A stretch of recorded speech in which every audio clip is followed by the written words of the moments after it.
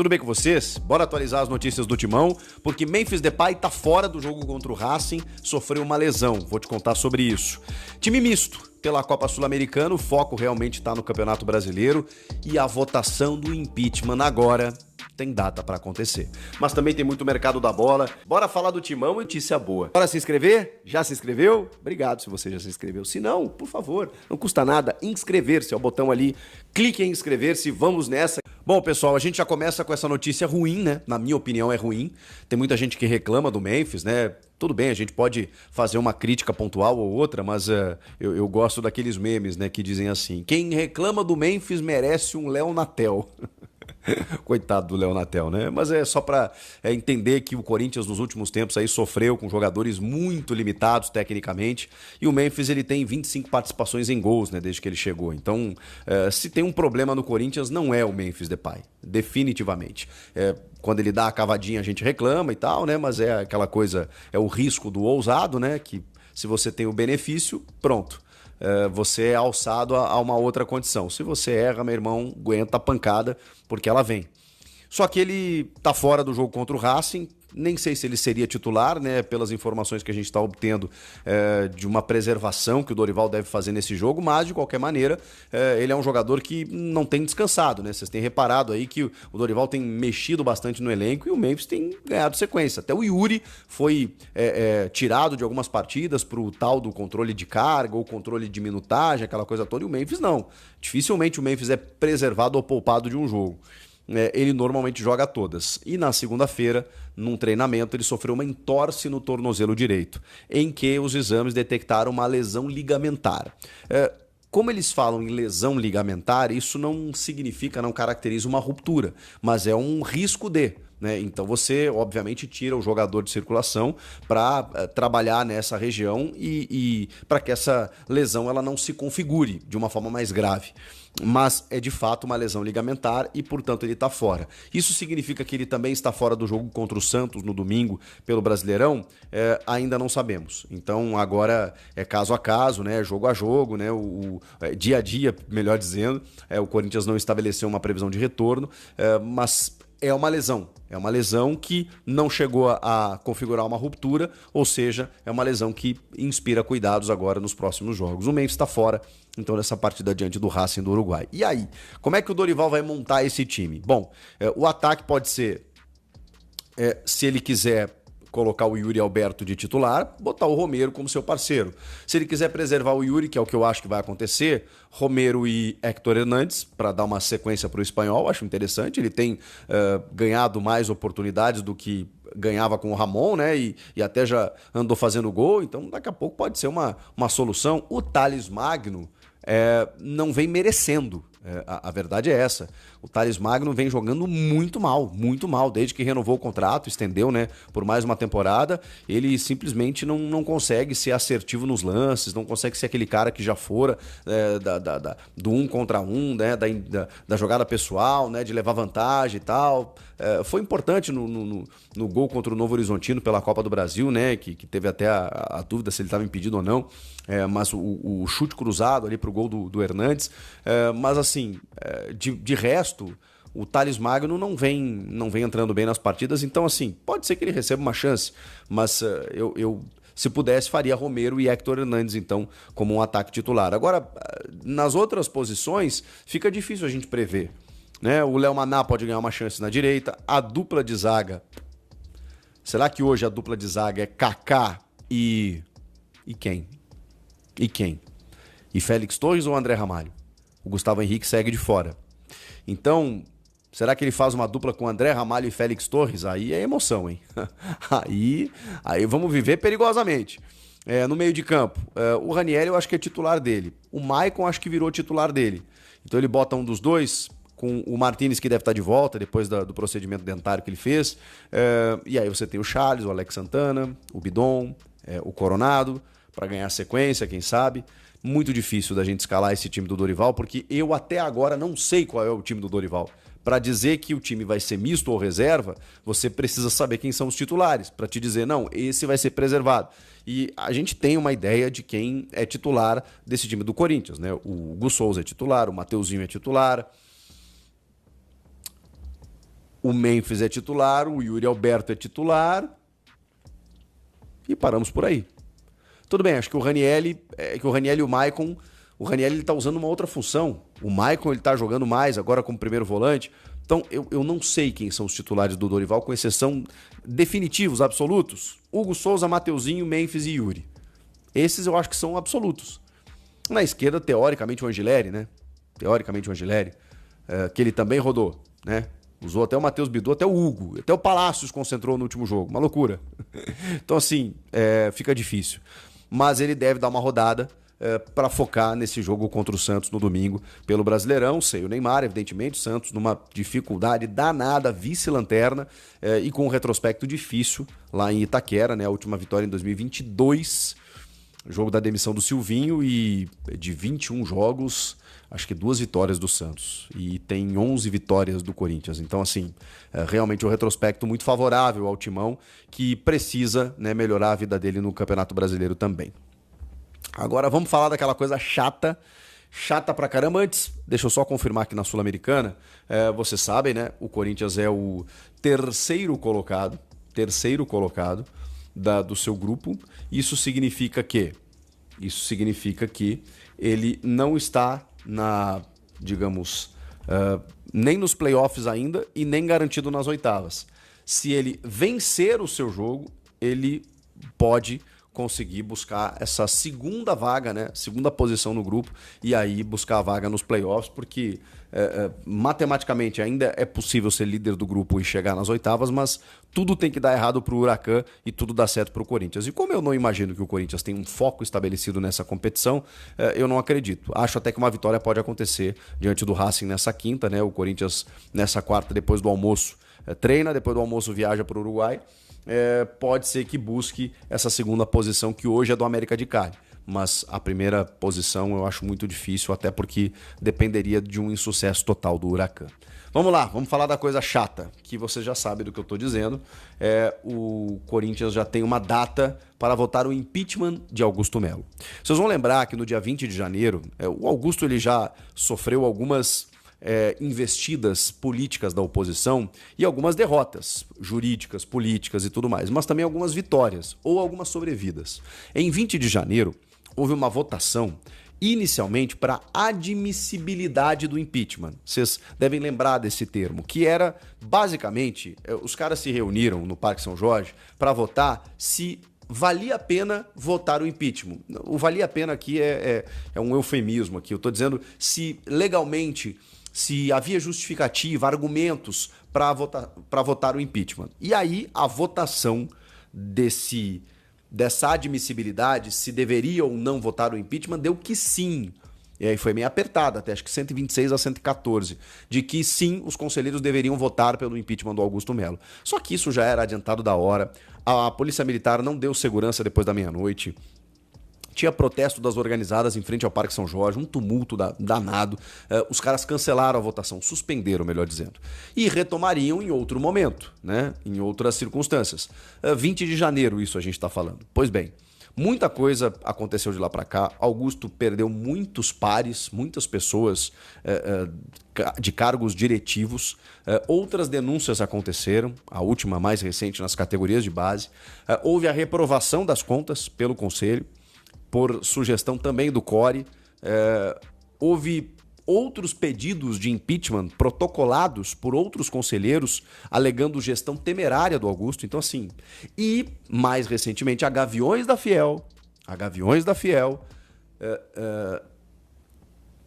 publicou um manifesto dizendo que não se oporia ao processo de impeachment, diferentemente dos outros momentos, não se oporia nesse momento ao processo de impeachment ao Augusto por tudo que eles estão vendo. Então, a Gaviões meio que soltou a mão do Augusto. E diante disso, perdendo toda essa força nos bastidores, o Romeu Tuma Júnior de novo reuniu e marcou uma nova data para o dia 26 de maio, para aí sim ocorrer a votação do impeachment. 26 de maio, anote na sua agenda, 26 de maio é o dia que o presidente do Corinthians pode ser destituído do cargo. Porém, dentro do rito legal, do trâmite legal do processo, ele ainda precisa passar por um crivo do sócio, cerca de 5 a 10 dias depois destituição, caso ela aconteça pelo conselho, aí sim uma assembleia no pátio, no Parque São Jorge, com o associado votando, aí o sócio poderá definir se o Augusto deve sair ou não. Ou seja, o sócio ainda pode salvar o Augusto no pátio ou não,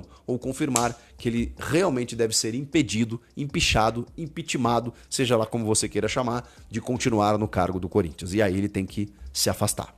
Então, tá acontecendo.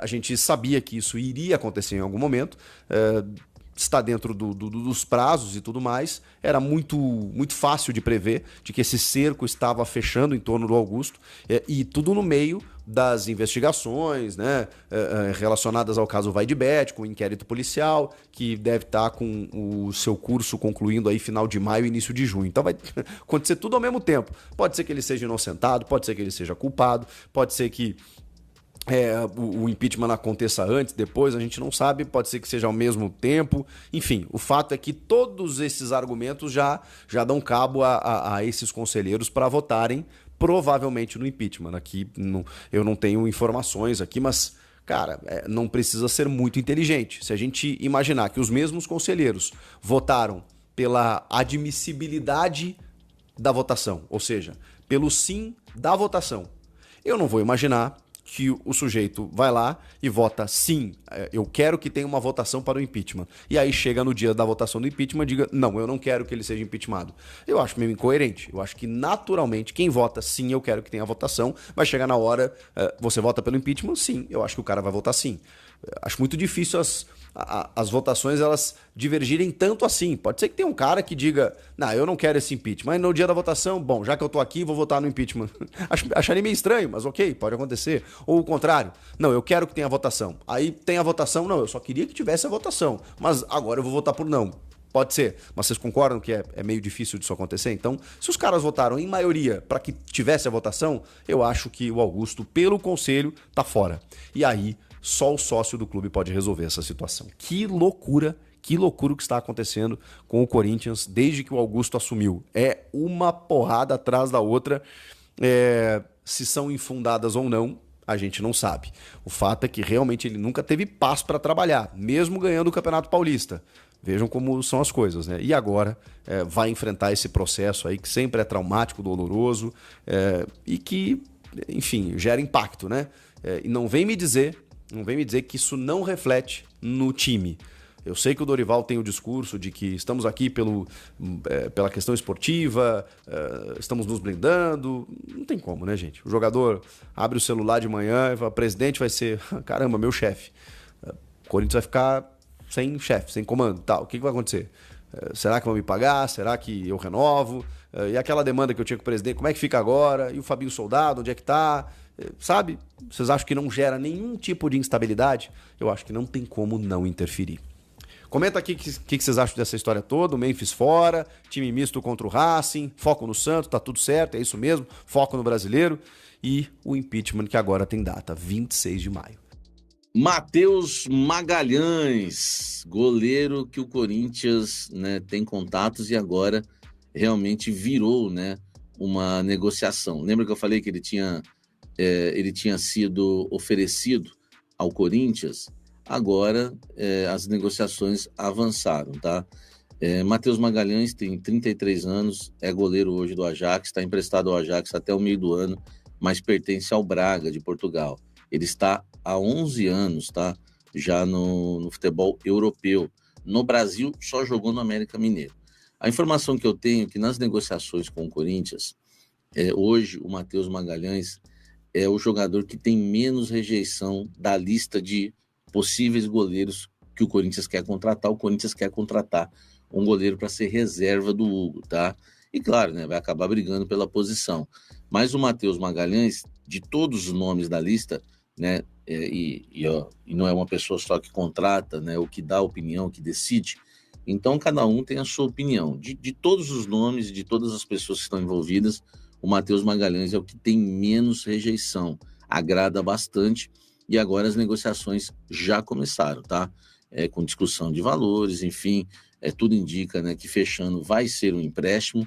É um goleiro, né, de 33 anos, experiente na Europa, né, estava jogando no Ajax tem 11 jogos aí pelo Ajax também, tá? E já chegou a ser até ídolo do Braga, mas foram muitos anos lá, o Ajax quis contratá-lo, contratou por empréstimo, não vai renovar esse empréstimo, e a chance dele vir para o Corinthians é por empréstimo, as negociações, né, estão avançando, e agora a gente vai aguardar. Por quê? Depende muito também do Dorival Júnior. O Dorival ele tem um apreço, né, pelo goleiro Santos, tá? Então o Matheus Magalhães aí não é opinião, tá? Aí já é um feeling meu.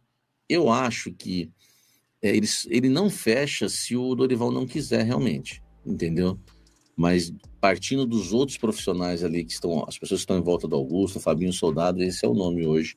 Matheus Magalhães ganha força, avança no Corinthians, porque começou. O avanço, tá? Não é encaminhar. Encaminhar é uma coisa. Quando a gente fala encaminhado, é porque já está quase contratado. Avançar não quer dizer que está contratado, tá bom? Explicar porque tem uns, né? Tem uns de plantão aí que são terríveis, né? Avançar é o seguinte: ele tinha sido oferecido, estava sendo avaliado. Agora já tem negociação. Vamos conversar, né, sobre valores, é o preferido, enfim, então avançou. Agora, né, quando tiver encaminhado, se encaminhar, a gente avisa vocês, tá bom? Aliás, entre a torcida do Corinthians também acho que é o preferido. Eu vou fazer uma enquete hoje no Café da Fiel, mas eu senti uma rejeição de vocês em relação ao nome do Santos e vocês sendo mais favoráveis ao Matheus Magalhães. Vocês sendo aprovado por vocês e pela cúpula corintiana, a chance é grande realmente da coisa andar mais, tá bom? Vou mostrar para vocês as novas camisas, né? Assim, o novo uniforme do Corinthians, né? Imagens da camisa número 2, que vai estrear, tá? Que vai estrear exatamente na partida contra, né, o Racing, né, do Uruguai, nesta quinta-feira. Olha aí, você achou bonita? Eu não vou perder essa camisa por nada, tá? Já vou comprar a minha, né? Ganhei uma da Nike, né? A branca, a preta, né? Até agora não falaram nada se vão mandar, enfim, mas eu não vou nem esperar porque eu acho essa camisa linda, essa preta aí, para mim é mais bonita que a branca ainda. Então eu vou comprar esta camisa, né? Todo mundo sabe que as camisas, né, da Nike fazem alusão, né, ao Mundial, né? Camisa 2, né? Faz alusão ao Mundial de clubes do Corinthians, né, de 2000, naquele jogo do Maracanã, são 25 anos de conquista, né, celebra aí, essa camisa, né, celebra esses 25 anos de conquista, né, do primeiro Mundial de clubes do Corinthians lá no Maracanã contra o Vasco, período que eu mais ia no estádio como torcedor, e a camisa 2 estreia nesta quinta-feira, tá? Ela representa aí exatamente, né? O design da camisa 2 é inteiramente preta, né? Com as áreas do ombro em branco e o escudo do Corinthians e com o escudo do Corinthians no centro, né? E a logomarca em cima, né? Centralizados no peito e um contraste aí marcante, né? Que remete ao uniforme histórico da campanha do título de 2000, tá certo? Maravilhosa essa camisa. E você gostou? Você gostou? Tá maravilhosa, hein? Deixa o like aqui, vamos seguir falando do Esporte Clube Corinthians Paulista. Vamos falar do Corinthians. O Corinthians divulgou os relacionados, tá? Tem desfalques e tem também novidades, né? Eu gostei da novidade, é o Kaique que eu já adiantei para vocês. Desfalques: Ranieri, né, que desfalca o time, né, por conta de um edema muscular, né, na coxa direita, de novo, né, incrível isso. O Memphis Depay, que se recupera de uma entorse no tornozelo direito, e o desfalque / reforço, que é a ausência, né, do Félix Torres. Ele cumpre aí o segundo jogo de suspensão após ter sido expulso contra o Racing, né, realizado no jogo no dia 24 de abril na Neoquímica Arena. Em compensação, Kaique, atacante que a gente pede muito aqui, que tem uma chance, né, que não teve nenhuma chance com a comissão técnica passada, está entre os relacionados, né, joga do lado esquerdo, autor do gol do título da Copinha de 2024 contra o Cruzeiro, um golaço, e fez uma baita copinha, né, ele e o Bidon na época. Goleiros: Felipe Longo Souza, Matheus Donelli. Zagueiros: André Ramalho, ministro da Educação, João Pedro Tchoca. Laterais: Anchileri, Hugo, Maná, Matheus Bidu e Mateuzinho, né? O Palácio já não está nessa, vai o Hugo.